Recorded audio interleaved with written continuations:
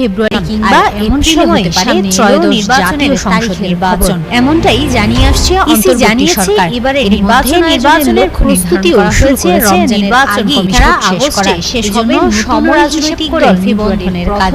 ইতিমধ্যে 96টি পুরনো পর্যবেক্ষক সংস্থা নিবন্ধন বাতিল করেছে। বিশেষ করে 12 ফেব্রুয়ারি নতুন সংস্থার জন্য গণবিজ্ঞপ্তিও দেওয়া হয়েছে।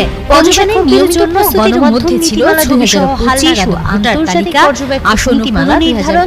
দল ইতিমধ্যে জারি সংস্থার নিবন্ধন নীতিমালা প্রণয়ন ও নির্বাচনী যেসব বিদেশি পর্যবেক্ষক বিগত নির্বাচনে আসনের সীমানা ভূমিকা রেখেছে, এবার তাদের অনুমোদন দেওয়া হবে না। নিরপেক্ষ, অভিজ্ঞ ও গ্রহণযোগ্য পর্যবেক্ষকরাই দায়িত্ব পাবেন। ভোটের জন্য প্রয়োজনীয় উপকরণ, ব্যালট বক্স, ব্যালট পেপার, কালি, খাতা ইত্যাদির কেনাকাটা সম্পন্ন হবে সেপ্টেম্বরের মধ্যে। ঝুঁকিপূর্ণ কেন্দ্রগুলোতে সিসিটিভি বসানোর জন্য ইতিমধ্যে স্বরাষ্ট্র মন্ত্রণালয়ে চিঠি দেওয়া হয়েছে।